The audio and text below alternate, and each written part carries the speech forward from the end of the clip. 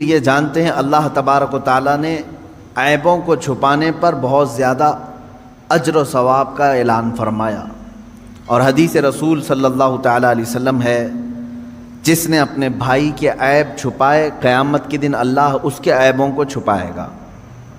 تم ستر پوشی کرو، علل اعلان برائیوں کا تذکرہ نہ کرو، اللہ تمہارے بھی بہت ساری چیزیں چھپا دے گا۔ تم چاہتے ہو کہ تمہارا کچھ نہ کھلے تو دوسروں کا بھی کھلنے نہ دو، ان کی پردہ پوشی کرو۔ مجھے چند دنوں قبل ایک صاحب نے یہ سوال کیا تھا کہ کوئی مولوی صاحب ہیں یا مؤذن صاحب ہیں، میتوں کو نہلاتے ہیں، اور کسی جگہ میت کو نہلانے کے بعد انہوں نے فلاں فلاں باتیں کہیں کہ میں نے ایسے ایسے مردے دیکھے، فلاں کا چہرہ ایسا ہو گیا تھا، فلاں کا ایسا ہو گیا تھا۔ ان میتوں کے متعلق وہ اس طرح کی باتیں کرتے ہیں، اور پھر لوگوں کو یہ کہتے ہیں کہ تم ڈر جاؤ، یا اپنی دھاک ان پر جماتے ہیں اور یہ کہتے ہیں کہ اگر تم فلاں فلاں میرا کام نہیں کرو گے تو تمہارے باپ کو میں نہلایا ہوں سب لوگوں کو بتا دوں گا، معاذ اللہ رب العالمین۔ اسی لیے جانتے ہیں آپ، ایک صاحب نے فون کر کے ہم سے یہ مسئلہ پوچھا کہ وہ اس طرح سے دھمکی بھی دے رہے ہیں کہ کچھ لوگوں کو، کیا مسئلہ ہے؟ اسی لیے شریعت طاہرہ نے حکم یہ دیا ہے اپنی میت کو نہلانے کے لیے بھی ایسا آدمی ہو جو پرہیزگار ہو۔ ہاں، یہ حکم ہے، جو پرہیزگار ہو، جو تقوی شعار ہو، اس کو نہلانے کے لیے بھیجا جائے، وہ آدمی نہلائے میتوں کو۔ کیوں اس طرح کا حکم شریعت طاہرہ نے دیا؟ اس کی وجہ یہ ہے کہ اگر وہ نہلانے کے دوران کوئی عیب دیکھتا ہے تو اسے وہیں چھپا دے۔ مسلمان کے عیب کو ظاہر کرنا بہت بڑا گناہ ہے۔ جب آپ میت کا کوئی عیب نہیں بیان کر سکتے تو پھر زندوں کا عیب کیسے بیان کر سکتے ہیں؟ زندے کو تو اور مجمع میں رہنا ہے، میت کو تو اب قبرستان میں جانا ہے۔ اب اس کے تم جو برائیاں بیان کر رہے ہو میت کی، یہاں تو کوئی اس کو اب برا بھلا کہنے والا کوئی نہیں رہے گا، وہ تو قبرستان اپنے الگ شہر چلا گیا۔ لیکن شریعت نے جب میت کی برائیاں کرنے کو منع کیا ہے تو آپ اندازہ کریں زندوں کے عیبوں کو کھولنا کتنا بڑا گناہ ہے۔ اور ایک بات یہ بھی یاد رکھ لیں، جنہوں نے مسئلہ مجھ سے پوچھا تھا میں ان کو یہاں ذکر کر کے میسج بھی دے دیتا ہوں، جو بندہ چاہے وہ مولوی ہو، مؤذن ہو، جس نے بھی ایسی حرکتیں کی ہیں کہ میتوں کو نہلانے کے بعد ان کے گھر والوں کے ساتھ بلیک میلنگ کرنا، میں کہتا ہوں ایسا شخص فاسق و فاجر ہے، بدترین گنہگار ہے، اور اسے آئندہ اس طرح مومن میتوں کو نہلانے کا کام ہرگز نہ دیا جائے۔ یہ بات آپ سمجھ کر کے چلے ہیں کہ مومن وہ ہے جو اپنے دوسرے مومن بھائیوں کی عیب پوشی کرے، یعنی چھپا دے۔ اب دیکھیں آیت پڑھیں، یہاں پر جس بات کا ذکر ہے وہ باتوں کا ہے، لا يحب اللہ الجہر بالسوء من القول، باتوں میں بری بات علل اعلان کرنا اللہ کو سخت ناپسند ہے۔ بری باتیں، اس میں کیا کیا چیزیں آ گئیں؟ وہ سارے گانے جن میں فحاشیاں ہوتی ہیں وہ بھی اس میں آ گئیں، اللہ ہرگز نہیں پسند کرتا۔ بعض لوگ یہ سمجھتے ہیں فیشن ہے، اس میں غلیظ باتیں ہوتی ہیں۔ بعض شعراء ایسے ہوتے ہیں، شاعر لوگ، جس میں غلاظت بھری ہوئی ہوتی ہے، عورتوں کے اندرونی معاملات پر گفتگو کرنا اور اس پر شعر و شاعری کرنا، اور فحاشیت کی طرف خصوصیت کے ساتھ کچھ شعر ایسے ہوتے ہیں جن سے شہوت کو ابھارا جائے۔ میرے عزیزو، یہ تمام باتیں اس آیت کے اندر ہیں۔ اللہ نے فرمایا ایسی بری بات کا علل اعلان کرنا اللہ رب العزت کو سخت ناپسند ہے، سخت ناپسند ہے۔ ایک حدیث میں نے پڑھی، آپ سب توجہ رکھیں میرے عزیزو، بچوں، جوان، فحاشی کی باتیں عام طور پر لوگ بیٹھ کر کے ڈسکس کرتے ہیں، جانتے ہیں اس کا انجام کیا ہونے والا ہے؟ تم سوچتے ہوں گے ٹھٹا مار کر کے ہنس دیے، فلاں عورت کے اندرونی معاملات پر ہم گفتگو کریں، فلاں لڑکی کی فگر کے بارے میں بات کریں، معاذ اللہ، ایسے بہت ساری چیزیں ہیں جو غلاظت ہے، اس کو علل اعلان آدمی کر رہا ہے. اس کا انجام کیا ہے؟ حدیث پاک میں ہے، فرمایا گیا جب وہ مرتا ہے تو اس کے منہ سے ایک اتنی تیز بدبو نکلتی ہے جس سے جہنم بھی کانپنے لگتا ہے. یہ ہو سکتا ہے کہ سامنے والوں کو نہ سونگھنے میں آئے جو اس وقت میت کے ہیں، لیکن یہ باطنی بدبو اس کے منہ سے نکلتی ہے جس سے جہنم کانپنے لگتا ہے. اتنی خطرناک بدبو اس کے منہ سے نکالی جائے گی. جو اپنی زندگی میں فحش کلامی کرتا تھا. میرے عزیزو، گناہ کس سے نہیں ہوتے ہیں؟ گناہ بہت سارے لوگوں سے ہو جاتے ہیں، لیکن ان گناہوں کا اظہار کرنا اپنی زبان سے یہ غلیظ گناہ ہے، سخت ترین گناہ ہے. تم لوگوں کے سامنے بیٹھ کر کے جب بیان کرو گے تو اس کا مطلب یہ ہوا کہ اللہ کو تم سینہ زوری کر رہے ہو، اترا کر کے بتا رہے ہو، دیکھ میں نے چھپ کر کے کیا بھی اور سب کو بتا بھی رہا ہوں، کون میرا کیا کر لے گا. معاذ اللہ رب العالمین. تو گویا کہ تم رب ذوالجلال سے کوئی خوف نہیں رکھتے. مومن کی شان یہ ہے کہ انجانے میں بھولے میں گناہ ہو گیا تو سر جھکا کر کے چلتا ہے، شرمندگی سے ڈرتا ہے، کہیں میرے مولا کی پکڑ نہ ہو جائے. رات میں مجھ سے ایسے خطا ہو گئی ہے، مجھ سے غلطی ہو گئی ہے، گناہ ہو گیا ہے. اب وہ دن بھر شرم سے چلتا رہتا ہے، شرماتا رہتا ہے، میں آسمان کی طرف منہ کیسے اٹھاؤں، رب تبارک و تعالی مجھ سے خفا تو نہیں ہے، ناراض تو نہیں. یہ فیلنگ مومن کی ہوتی ہے. لیکن جب کسی کے دل سے ایمان رخصت ہو رہا ہوتا ہے تو وہ گناہوں پر فخر کرنے لگتا ہے. کل رات میں نے جو کیا اچھا ہی کیا، کون سا برا کام کیا، اور پھر 4 لوگوں کو اپنے گناہ پہ گواہ بھی بناتا ہے. اس چیز سے، اس حرکت سے ہمیشہ بچتے رہے. گناہ کرنا اور ہے، اظہار گناہ اور بڑا گناہ ہے. دوسری چیز فحش کلامی، یعنی مذاق میں بھی ہو، ایسا مذاق کرنا جس میں غلاظتوں کا ذکر آئے، چاہے وہ شہوت کی باتیں ہوں، عورتوں کی باتیں ہوں، مردوں کی باتیں ہوں. اس طرح کی باتیں کرنا جو آپ اپنے ماں باپ کے ساتھ اور اپنے بیٹے بیٹیوں کے ساتھ کرنا مناسب نہیں سمجھتے. یہ وہ فحش کلامی ہے جو دوستوں کے ساتھ اکثر لوگ کر جاتے ہیں. میرے عزیزو، ایک اس میں سے ایکسیپشن ہے، اس کو فحش نہیں کہیں گے، فحش نہیں. مثال کے طور پر شادی شدہ مرد اپنی بیوی سے ہم کلام ہے تنہائی میں، اور وہ آپس میں ایک دوسرے سے اپنے پرسنل معاملات میں بات کرتے ہیں، تو وہ اس آیت کے انڈر میں نہیں ہے. اس کی اجازت ہے ان کے لیے، وہ اس آیت کے انڈر میں نہیں ہے. مرد اپنی عورت کی تعریف کرے، اگر اس کے چہرے کی، اس کی خوبصورتی کی تعریف کرے، تو یہ اس آیت کے انڈر میں نہیں آئے گا کہ برائیوں کا اس نے علل اعلان تذکرہ کیا. نہیں، وہی اپنی بیوی کے ساتھ گزارے ہوئے معاملات دوسرے دن آ کر کے دوستوں کو بتاتا ہے تو یہی گناہ بن جائے گا. اپنی بیوی سے تذکرہ کرے گا، حلال ہے، لیکن جب دوسروں کے سامنے آ کر کے ان چیزوں کو بیان کرے گا تو یہ حرام ہے اور وہ گناہ کر رہا ہے، بری بات کو علل اعلان کر رہا ہے. حالانکہ اس کے لیے حلال تھا، لیکن یہ ذکر اپنی بیوی کے ساتھ کر سکتا تھا. یہی چیز عورتیں اگر اس طرح کی حرکتوں میں مبتلا ہیں کہ چاہے تم اپنے شوہر کے ساتھ جس طرح سے بھی رہو، حلال طریقے سے اسلام نے جو اجازتیں دی ہیں تم زندگی گزارو، ان کے ساتھ رات گزارو، لیکن رات کے معاملات کو اگر عورتیں 4 عورتوں میں بیٹھ کر کے بیان کرتی ہیں تو بھی وہ اس آیت کے انڈر میں آتی ہیں.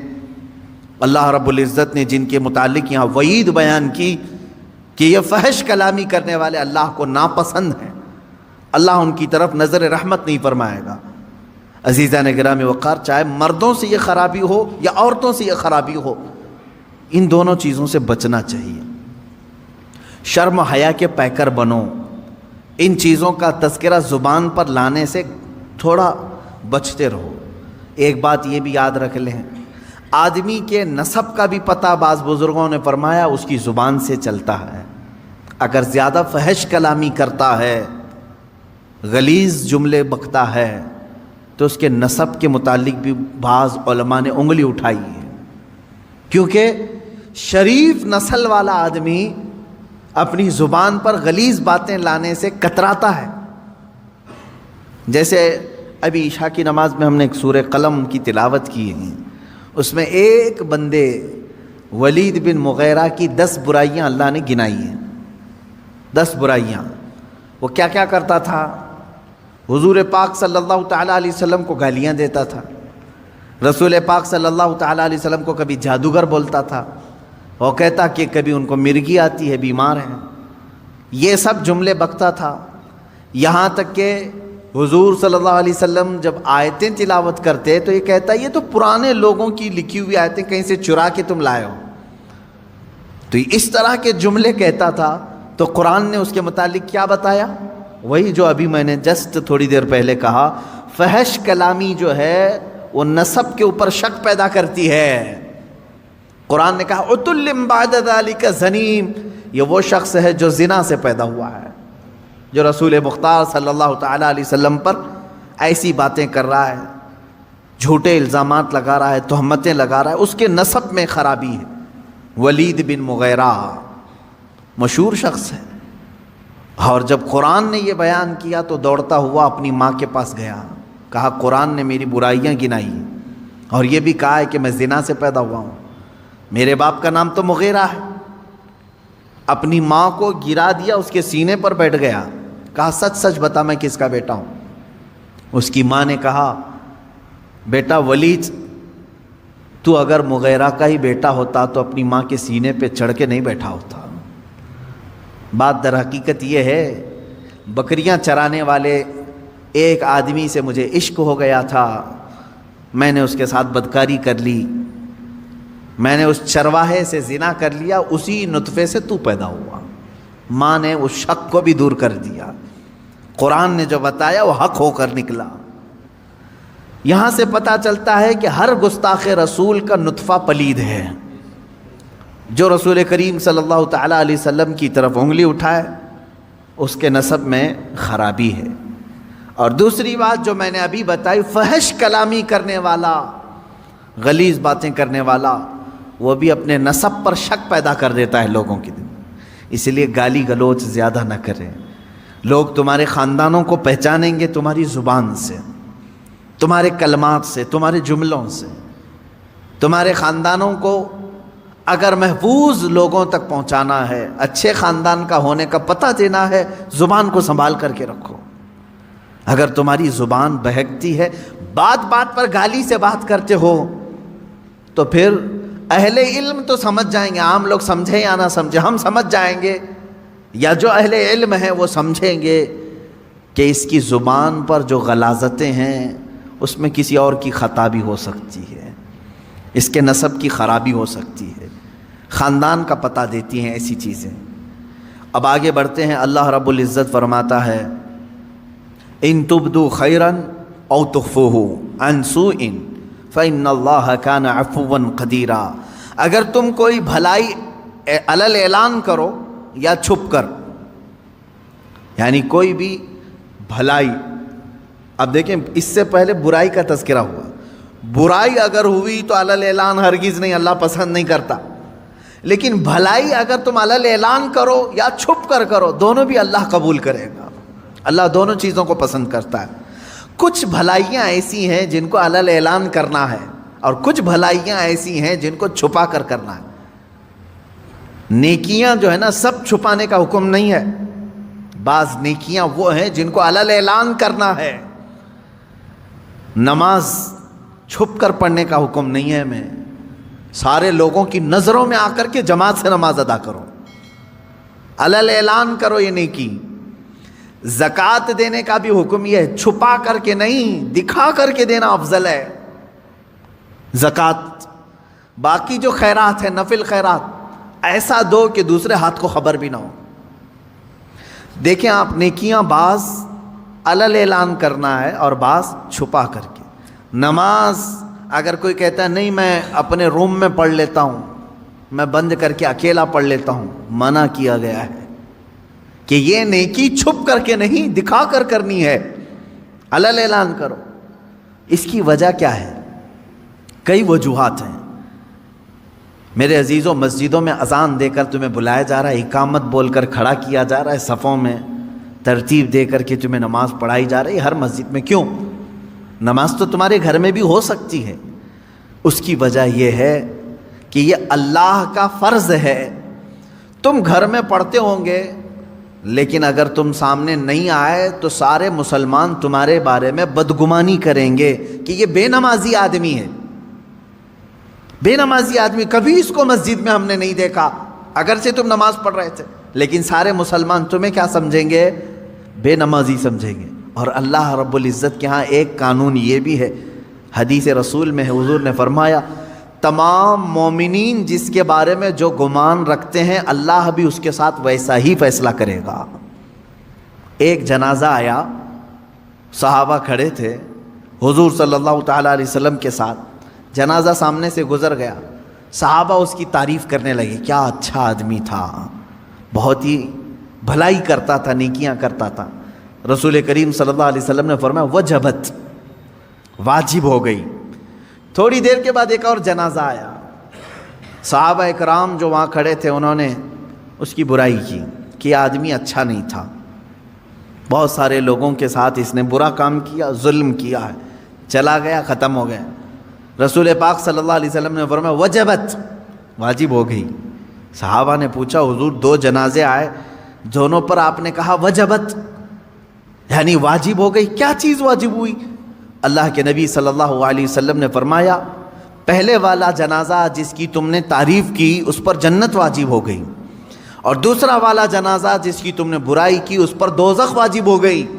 اس لیے کہ مومنین سب جس کے بارے میں جیسا گمان رکھتے ہیں اللہ تعالیٰ اس کے ساتھ ویسا فیصلہ کرے گا. اکثریت کی بات کر رہا ہوں میں، چند لوگوں کی بات نہیں. چند لوگ کسی کو بھی چور چور کہنے لگتے ہیں. ہاں، جو سچا مومن ہے وہ حق بات کرے گا، اس میں سارے گھن کو نہ ملائیں گیہوں کے ساتھ. خیر، میں دو باتیں یہاں عرض کر رہا تھا کہ بھلائی جو ہے کچھ علل اعلان اور کچھ چھپ کر. نماز با جماعت علل اعلان پڑھنے کا حکم ہے، اور زکوٰۃ علل اعلان کرنا ہے، یعنی زکوٰۃ سب کو دکھا کر کے دے. دوسری اس میں حکمت یہ بھی ہے کہ زکوٰۃ دینے سے، کھل کر کے دینے سے جو نہیں دیتا اس کو ترغیب دلانا ہے کہ وہ بھی دے. حج کے لیے جا رہے ہو تو علل اعلان جا سکتے ہیں، لیکن اس میں ریاکاری نہیں ہونی چاہیے، دکھاوا نہ ہو کہ میں لوگوں کے لیے حج کر رہا ہوں. یہ نہیں، نیت تو اللہ کو راضی کرنے کے لیے، لیکن سب لوگوں کی نظروں کے سامنے سے جاؤ تاکہ تمہیں مرنے کے وقت کوئی یہ نہ کہہ دے کہ مال تھا پھر بھی حج کیے بغیر چلا گیا. تم سب کے سامنے حاجی رہو، مومنین تمہارے بارے میں اچھا گمان رکھیں. یہ وہ نیکیاں ہیں جن کو علل اعلان کرنے کا حکم ہے، اور کچھ وہ ہیں جو چھپا کر کے کرو. مثال کے طور پر آپ کچھ نفل روزے رکھتے ہیں تو یہ ضروری نہیں کہ ہر ایک کو بولتے پھریں کہ میں ہفتے میں اتنے روزے رکھتا ہوں، مہینے میں اتنے روزے رکھتا ہوں. وہ تمہارے اور تمہارے رب کے درمیان راز ہے. یہ روزے چھپ کر کے کرو. کچھ خیرات ایسی ہیں جسے چھپا کر کے دینا افضل ہے. زکوٰۃ کی بات نہیں کر رہا ہوں، زکوٰۃ دکھا کر کے دینا افضل ہے. صدقہ اور خیرات جو غریبوں کی مدد کے لیے دوسرے اوقات میں آپ کرتے ہیں اسے دکھا کر کے نہیں، چھپا کر کے دینا افضل ہے. وہ بھی نیکی ہے، وہ بھی نیکی، دونوں نیکیاں ہیں، لیکن بعض میں چھپانا ہے، بعض میں ظاہر کرنا ہے. اس طرح بہت ساری نیکیاں ایسی ہیں جو نفل ہیں، اور نفل کو دکھا کر کرنے کا حکم نہیں ہے، چھپا کر کے کریں. عزیزہ نگرامی وقار، یہاں سے یہ بات پتہ چلی کہ برائی کو علل اعلان کرتے ہو تو اللہ ناپسند کرتا ہے. برائی کو اگر علل اعلان کرتے ہو اللہ ناپسند کرتا ہے.